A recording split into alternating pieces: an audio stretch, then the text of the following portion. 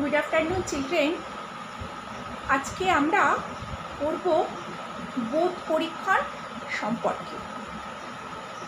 তোমাদের এতদিন পর্যন্ত আমি রাইটিং স্কিলে প্রায় সব কিছুই পড়িয়েছি।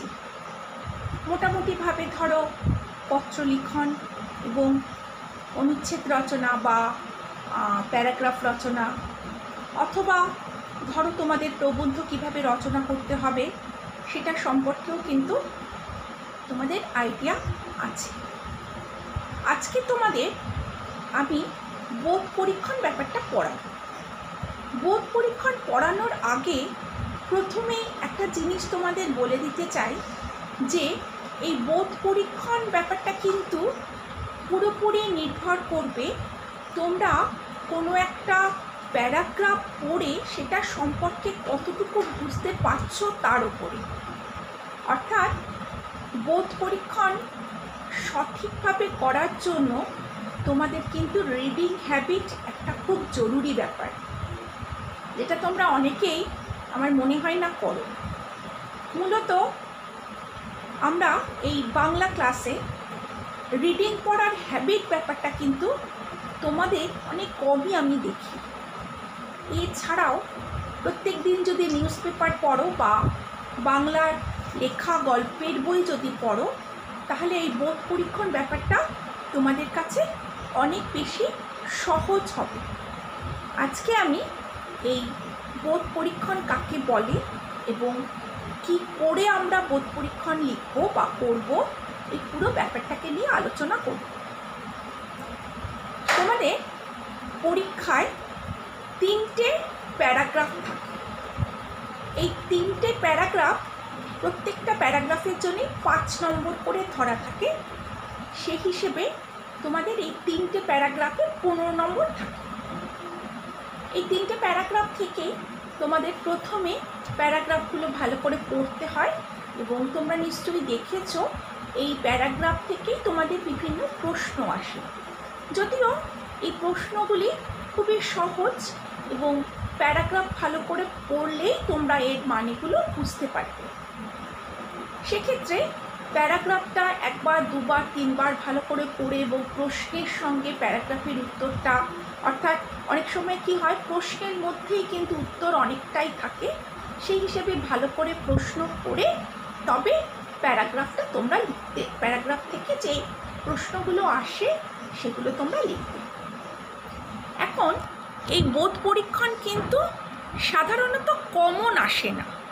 অর্থাৎ তোমরা যদি মনে করো যে বোধ পরীক্ষণ ব্যাকরণ বই থেকে পড়বে এবং পড়ার পর সেটি তোমরা পরীক্ষার সময় কমন এসে যাবে, লিখবে, এই ব্যাপারটা, এই ভাবনাটাই কিন্তু ভুল।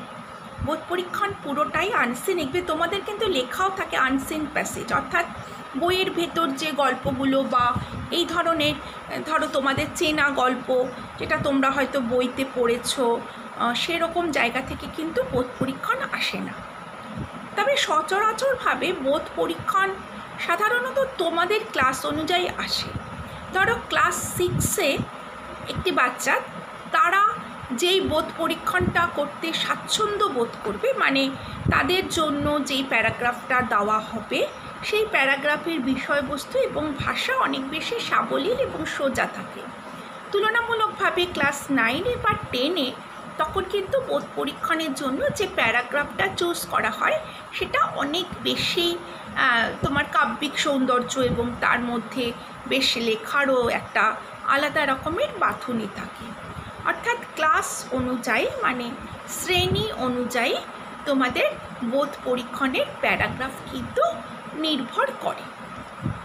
এবার এই বোধ পরীক্ষণের ক্ষেত্রে আরেকটা কথা বলি, সেটি হচ্ছে এই বোধ পরীক্ষণ যখন লিখবে তখন দেখবে তোমাদের প্রশ্নে, ধরো বোধ পরীক্ষণ 1 2 3 বা ক খ গ 3টে দিয়ে থাকে, তোমরা কিন্তু প্রশ্নের নাম্বারগুলো খুব ভালো করে লিখবে, না হলে কিন্তু বোঝা যাবে না তোমরা কোন প্রশ্নের কী উত্তর দিচ্ছ।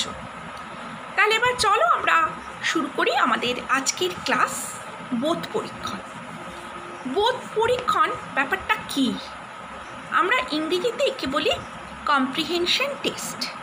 তোমরা মোটামুটি মোটামুটি ক্লাস 1 থেকে করে এসছো। একটা প্যারাগ্রাফ তোলা থাকে, প্যারাগ্রাফের ভেতর থেকে প্রশ্ন দেওয়া থাকে, তোমরা পড়ে ইনস্ট্যান্ট তার থেকে উত্তর লেখো। এবার এই বোধ কথাটার অর্থ হলো কোনো বিষয় সম্পর্কে ভালোভাবে বোঝা। কোনো বিষয় সম্পর্কে ভালোভাবে না বুঝলে কিন্তু সেই বিষয়টার সম্পর্কে কিন্তু প্রশ্নের উত্তর দেওয়া যায় না। কোনো রচনার অংশ বিশেষ, কোনো গল্প, প্রবন্ধ, কবিতা, এই যে বিভিন্ন রকমের অংশ থাকে, রচনা থাকে, তার যে অংশ বিশেষ সেটা পাঠ করে পাঠকের মনে একটা ধারণার উপলব্ধি হয়। এবং এই যে ধারণার উপলব্ধি যে ব্যাপারটা, এটাকে আমরা বোধ বলি। যে পরীক্ষার মাধ্যমে এই বোধের পরিমাপের কথা বোঝা যায় তাকেই আমরা বলি বোধ পরীক্ষণ। অর্থাৎ তোমরা কোনো একটা গল্পের বিষয়বস্তু বা কোনো কবিতার বিষয়বস্তু তার ভেতর থেকে একটা দুটো প্যারাগ্রাফ দিলে পরে সেটা পড়ে যদি সেটা সম্পর্কে সম্যক ধারণা জন্মায়, এইভাবেই কিন্তু বোধ পরীক্ষণ করা হয়। বোধ পরীক্ষণের প্রশ্ন উত্তরও কিন্তু সেই মতোই তৈরি করা হয়। ইংরেজিতে এই বোধ পরীক্ষণকেই বলে কম্প্রিহেনশন টেস্ট। তাহলে আমরা বোধ পরীক্ষণ ব্যাপারটা জানলাম যে কোনো কিছু বোঝা বা উপলব্ধি করার ক্ষমতাকেই কিন্তু আমরা বোধ বলি, বা এই ক্ষমতাটা আমরা যেইভাবে বা যেই রকমভাবে এই ক্ষমতাটা আমরা পরিমাপ করতে পারি তাকেই আমরা বলছি বোধ পরীক্ষণ। এবার এই বোধ পরীক্ষণের কিছু কিছু নিয়মাবলী আছে। অর্থাৎ এই বোধ পরীক্ষণ যখন তোমরা করবে তার কিছু কিছু নিয়ম আছে যে কোন নিয়মের দ্বারা বোধ পরীক্ষণ হবে। আচ্ছা, তার আগে আমরা একটু জেনে নিই যে বোধ পরীক্ষণের প্রশ্নের প্যাটার্নটা কীরকম থাকে। তোমরা সাধারণত জানো যে বোধ পরীক্ষণে কিন্তু বিষয়বস্তু সম্পর্কে ছোট ছোট প্রশ্ন থাকে। কোনো রকমের রচনা ভিত্তিক প্রশ্নের কিন্তু অবকাশ থাকে না, কারণ যেহেতু বিষয়বস্তুটা খুব ছোটোভাবে তোমাদের সামনে তুলে ধরা হয়, সেই হিসেবে কোনো রচনা ভিত্তিক প্রশ্নের কোনো অবকাশই থাকে না। এবার বোধ পরীক্ষণের প্রশ্নাবলী বিভিন্ন রকমের হতে পারে, যেমন সঠিক উত্তর নির্বাচন, অর্থাৎ তোমরা যাকে বলো এমসিকিউ। কোনো একটা লাইন তুলে দিয়ে তার 4টে বা 2টো অপশান বা 3টে অপশান করা হলো, বলা হলো যেই অপশানটা সঠিক তার মাথায় টিক চিহ্ন দাও। বোধ পরীক্ষণের প্রশ্নতেও কিন্তু এই রকমভাবেই করা হয়। অর্থাৎ বোধ পরীক্ষণের প্রশ্নতে এই যে সঠিক উত্তর লেখো এটাও কিন্তু, বা সঠিক উত্তরের টিক চিহ্ন দাও, এটাও কিন্তু বোধ পরীক্ষণের এক রকমের প্রশ্নের টাইপ। এছাড়াও থাকে শুদ্ধ ও অশুদ্ধ নির্ণয়।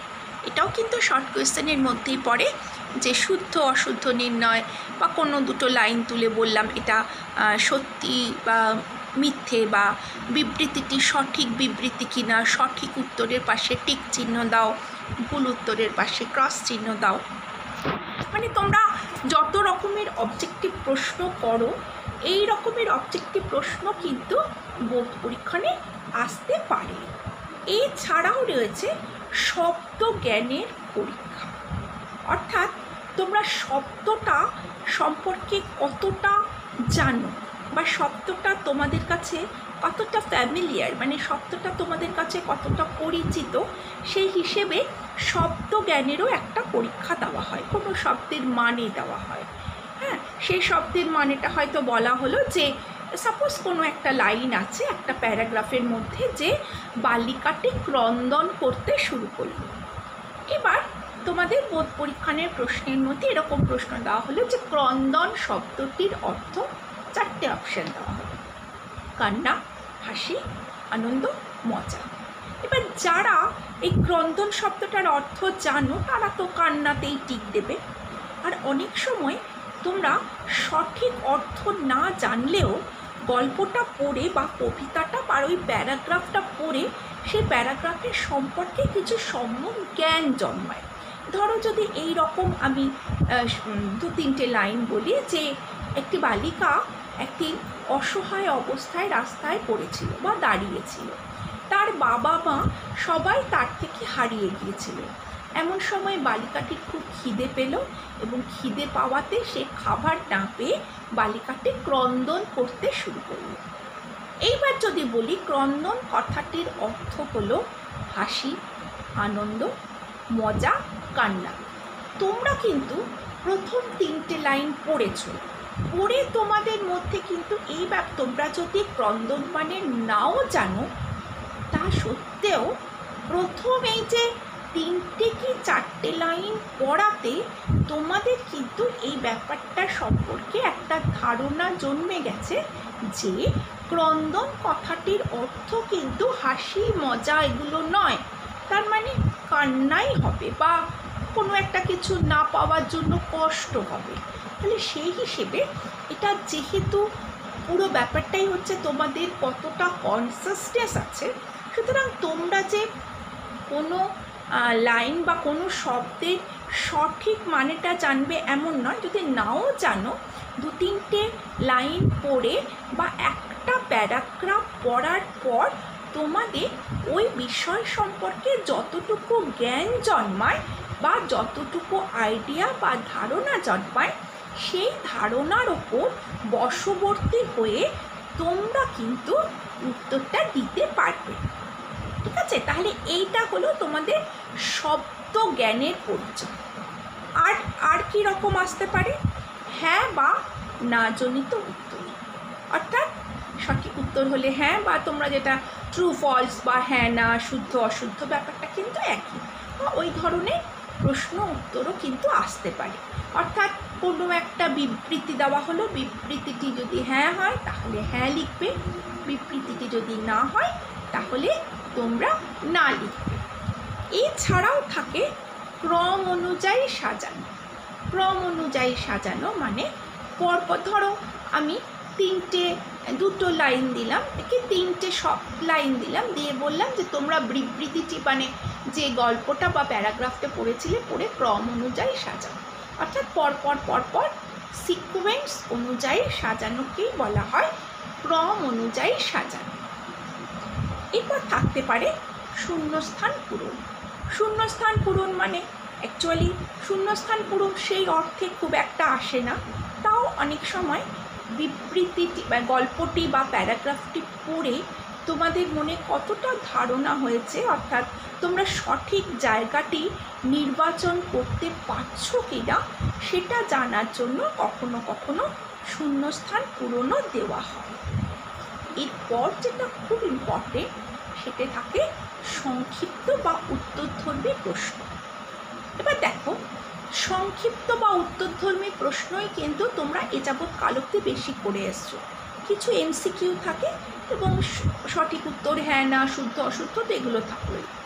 এই যে সংক্ষিপ্ত বা উত্তরধর্মী প্রশ্ন যেটা থাকে, এগুলোর কিন্তু বেশিরভাগই থাকে একটি বাক্যে উত্তর দাও বা এক কথায় বা দুটো লাইন উত্তর দিলে যথেষ্ট হয়ে যায়। কোনো একটা গল্প পড়ে সেটা সম্পর্কে যদি কোনো প্রশ্ন ধরা হলো, তোমরা যে একদম সংক্ষিপ্ত প্রশ্ন যেটা 2 নম্বর কিংবা একটি বাক্যে উত্তর দাও 1 নম্বরে, যেই রকমভাবে প্রশ্নগুলো তৈরি করো, এখানেও কিন্তু সেই রকমভাবেই তোমাদের এই প্রশ্নগুলো আসে। তাহলে দেখা যাচ্ছে যে এই যে সংক্ষিপ্ত উত্তর দাও বা সংক্ষিপ্ত বা উত্তর ভিত্তিক প্রশ্নের ক্ষেত্রে এই রকম প্রশ্ন কিন্তু তোমাদের আসে, এবং এই রকমের প্রশ্ন আসার জন্যই কিন্তু তোমাদের যে প্যারাগ্রাফটি বারবার ভালো করে পড়তে হবে। তারপর মোটামুটিভাবে অল্প আসলেও কখনো কখনো গ্রামারের কিছু প্রশ্ন আসে, যেমন ধরো বাক্য রচনা করো, অথবা পদান্তর করো, অথবা বিপরীত শব্দ লেখো, বা লিঙ্গ পরিবর্তন করো। লিঙ্গ, পদান্তর, বিপরীত শব্দ এগুলো কিন্তু ভীষণ কমন, মোটামুটিভাবে তোমরা ক্লাস 2-3 থেকে লিঙ্গান্তর, পদান্তর, বাক্য রচনা, বিপরীত শব্দ এগুলো পড়ে এসছো। এর মানে এই নয় যে তোমরা যে কোনো লিঙ্গান্তর, পদান্তর এগুলো আর পড়তে হবে না, গ্রামারে ব্যাপারটা কিন্তু আলাদা। এখানে যা যা থাকে কোনো একটা বাক্যে বা কোনো একটা প্যারাগ্রাফে, সেগুলি এতটাই সহজ সরল থাকে যে সেগুলো করার জন্য তোমাদের আলাদা করে গ্রামার পড়ার দরকার হয় না। এই যাবৎকাল অবধি তোমাদের গ্রামারের বা ব্যাকরণের যতটা নলেজ আছে তার ওপর বেস করেই কিন্তু তোমরা এই প্রশ্নের উত্তরগুলো লিখতে পারো। তাহলে আমরা কি দেখলাম যে বোধ পরীক্ষণে আমাদের কী রকমের প্রশ্ন আসতে পারে, এমসিকিউ আসতে পারে, আর সঠিক উত্তর নির্বাচন করো, হ্যাঁ না, শুদ্ধ অশুদ্ধ এই রকমের আসতে পারে, শূন্যস্থান পূরণ আসতে পারে, আর ক্রমান্বয়ে সাজানো আসতে পারে, আর সর্বোপরি কথা সংক্ষিপ্ত বা উত্তরধর্মী প্রশ্ন এটি তো আসবেই, এটাই মূলত আসে। আর অনেক সময় গ্রামার থেকে খুব সংক্ষিপ্ত গ্রামার, মানে ধরো বাক্য রচনা, পদ পরিবর্তন, বিপরীত শব্দ, লিঙ্গান্তর এইরকম কিন্তু আসে। এরপর আমরা ধরো এই যে বোধ পরীক্ষণের কিছু বেসিক নিয়মাবলী আছে, সেই বেসিক নিয়মাবলীটা কী জিনিস?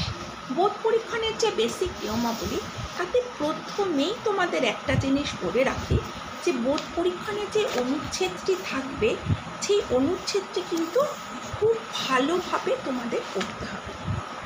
বোধ পরীক্ষণের অনুচ্ছেদটি ভালোভাবে পড়ে ভেতরের মূল ভাবটাই কিন্তু তোমাদের বুঝতে হবে। মূল রচনার কোথায় উত্তর আছে সেই উত্তরটা খুঁজে বের করাটাই কিন্তু বোধ পরীক্ষণের মূল উদ্দেশ্য।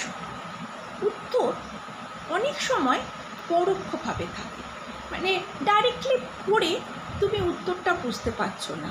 সেক্ষেত্রে যে অনুচ্ছেদটি তোমাকে বারবার পড়তে হবে, এবং এই বারবার পড়ার মাধ্যমে কিন্তু তুমি অনুচ্ছেদের ভেতর থেকে সঠিক উত্তরটা খুঁজে বার করতে পারবে।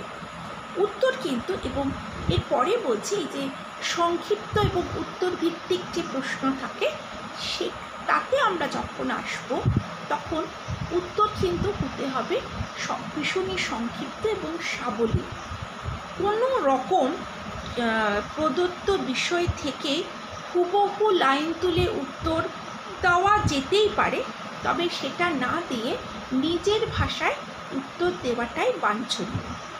আর বোধ পরীক্ষণের ক্ষেত্রে তোমাদের প্যারাগ্রাফে বা অনুচ্ছেদে যেই উত্তর বাটি দেওয়া আছে বা যেই বিষয় সম্পর্কে দেওয়া আছে, এর বাইরে কিন্তু নিজের মনে করে বা নিজে ভেবে ভেবে অবান্তর বা অপ্রয়োজনীয় কোনো কথা লেখা চলবে না।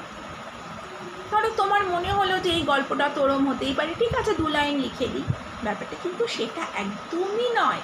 সুতরাং যখন উত্তর লিখবে বোধ পরীক্ষণে, তখন ভীষণভাবে মাথায় রাখবে যে উত্তরটা কিন্তু সহজ সরল সাবলীল এবং নিজের ভাষায় লেখাটাই বাঞ্ছনীয়। অনেক সময় অনেকে বইয়ের লাইন তুলে বা প্যারাগ্রাফের লাইন তুলে উত্তর লেখে, সেক্ষেত্রে আমরা কখনো কখনো বা বেশিরভাগ ক্ষেত্রে নাম্বার দিই। তবে এর থেকে বেটার হয় যদি তোমরা নিজের মতো করে উত্তর লেখো। তাহলে এই হচ্ছে তোমাদের বোধ পরীক্ষণের নিয়মাবলী এবং বোধ পরীক্ষণের মোটামুটিভাবে যে কীভাবে করবে তার ভিত্তি। তবে একটা কথা ভীষণভাবে মনে রাখবে যে বক্তব্য সংক্ষিপ্ত হবে, কিন্তু প্রয়োজনীয় অংশ কিন্তু বাদ যাবে না। প্রদত্ত অনুচ্ছেদে বর্ণিত যে বিষয়বস্তু তার সঙ্গে লক্ষ্য রেখে সবসময় উত্তর দিতে হবে। মূল রচনায় যা নেই সেটা কিন্তু লিখবে না। অর্থাৎ যেটা মূল রচনায় নেই, মানে তুমি জানো হয়তো কোনো একটা গল্প বাই চান্স তোমার কমন পড়ে গেছে, কিন্তু মূল রচনায় না থাকলে কিন্তু সেটা কখনোই লিখবে না। আরেকটা কথা, উত্তর লেখার পর তোমরা যদি মনে করো উত্তরটা ভালো করে পড়ে প্রশ্নের সঙ্গে মিলিয়ে দেখবে, দেখলেই তোমরা বুঝতে পারবে যে তোমাদের উত্তরটা সঠিক হলো না ভুল হলো। তাহলে আজকে আমরা কি করলাম, বোধ পরীক্ষণ কাকে বলে, বোধ পরীক্ষণে কী রকম প্রশ্ন আসে এবং আমরা কি করে নিজেকে বোধ পরীক্ষণের জন্য প্রিপেয়ার করব, এবং মোটামুটিভাবে বোধ পরীক্ষণের একটা সংক্ষিপ্ত নিয়মাবলী আজকে আমরা করলাম। তোমাদের প্রত্যেকের কাছে ব্যাকরণ বই আছে, ব্যাকরণ বই থেকে মাঝে মাঝে অবসর সময়ে একটা দুটো বোধ পরীক্ষণের প্যারাগ্রাফগুলো বা অনুচ্ছেদগুলো পড়বে, যাতে তোমাদের একটা রিডিং হ্যাবিট গ্রো করে। এতে করে তোমরা কিন্তু ভালোভাবে পরীক্ষায় উত্তর দিতে পারো।